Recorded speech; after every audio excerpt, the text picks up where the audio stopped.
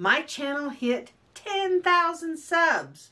So we're going to talk a little bit about how that happened and go through a few of the various money-making opportunities that are available to you once you get over that 10,000 sub mark. Coming up next.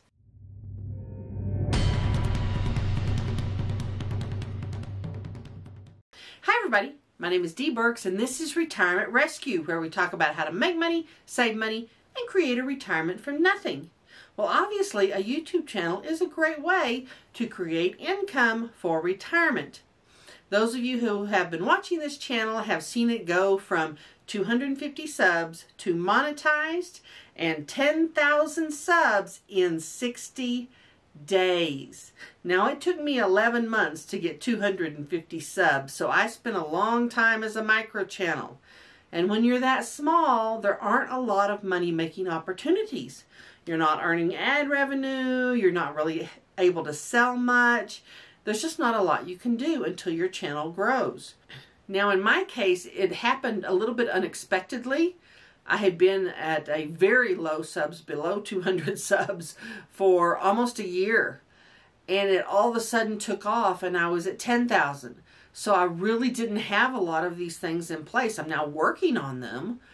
But realize your growth on YouTube can happen just that fast. And it can happen at any time. But that 10,000 mark is a huge stepping stone for most channels.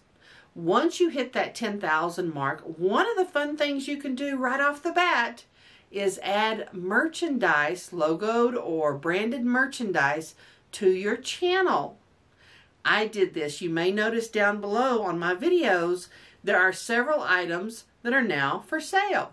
Some of these items include things like my little tumbler. They're all logoed items. By the way, I love this little tumbler. It's great quality.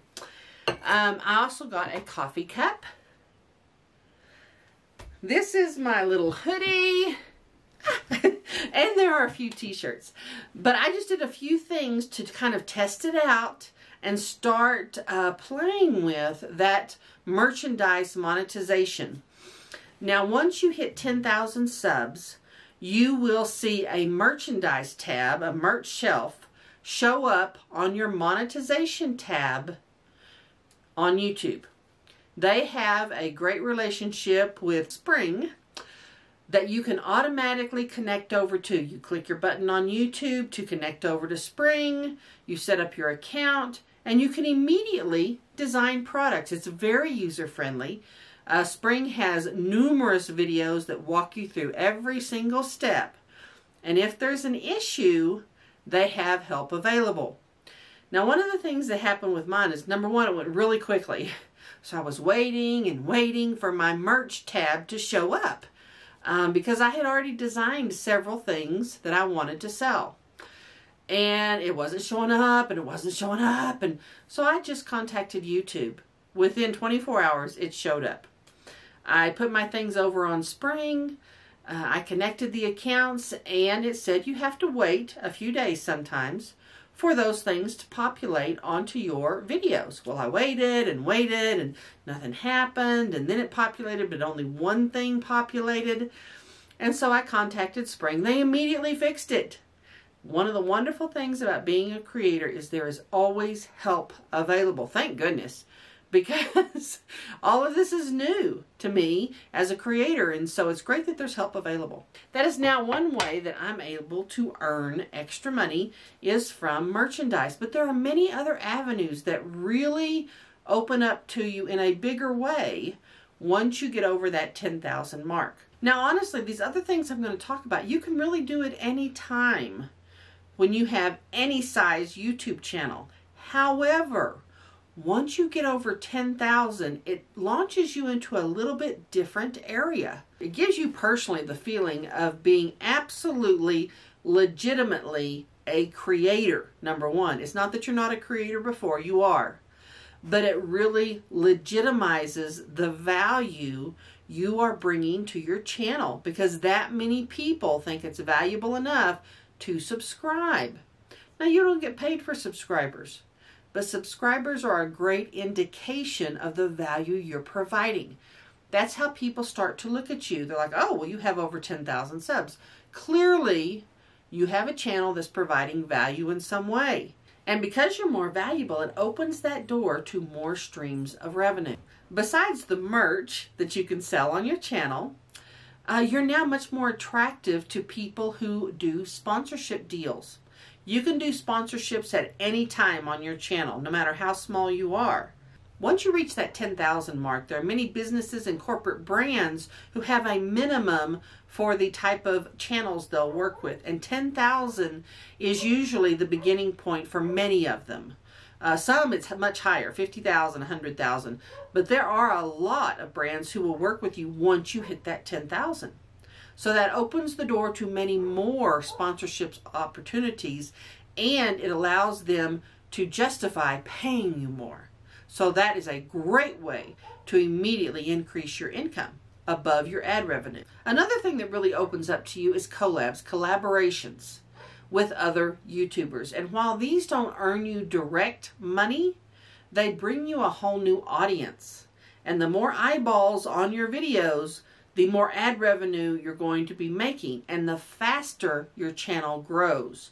So while you don't get paid directly for a collab or directly for those subscribers, the more people who are watching your video, the more ad revenue you're making. So it allows you to increase your ad revenue at a much faster pace than you would if you were just trying to do it on your own. When you are a very, very small channel, anywhere from just a few subscribers all the way up to 10,000, it's really common to do collaborations with people who are about on your level, who have about the same number of subscribers, who are working in your area. They may contact you, you may contact them, and work on collaborations in that way.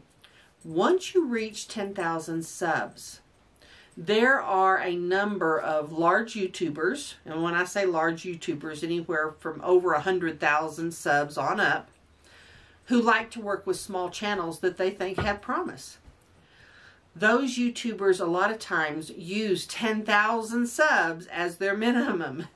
So all of a sudden, instead of just working with people who are on your same subscriber level, you can have a much larger YouTuber take interest in you and want to help you. It doesn't always happen, but you have a much better opportunity for that to happen once you get over 10,000 subs. If that happens and you have a large YouTuber that buddies up with you or collaborates with you, your channel can take off tremendously. So the value is huge. Here again, just because you don't get paid directly for a collaboration doesn't mean that it will not add to your bottom line, because they do. And the fourth way you can really enhance your streams of income once you get over 10,000 is selling your own products. Now, obviously, you can do this well before you hit 10,000 subs. But once you hit that 10,000 subscriber mark, you have this huge audience of people you can share things with. And so it becomes much more practical, especially if you have like a coaching program or something where you need a group of people to be involved. It is much easier to do once you hit that 10,000 subscriber mark. And when I say products, I'm talking about books, booklets, workbooks, and classes that you can teach either live, online, or in static classes that run without you, which is always awesome. You can have people sign up for memberships on your YouTube channel, and you can do that as soon as you have 1,000 subs. You can start having memberships, but you want to provide good value. If you've been working for a year, year and a half, and you've got 1,000 subs and you feel stagnant, keep working at it. It can take off at any point. If you've gotten to 10,000, start putting these things in place, because at any point, it can take off and go to 30,000. You want to be prepared. I really wish I had been a little bit more prepared, but believe me, I am catching up now. If you've enjoyed this video, please click subscribe, and I'll see you next time.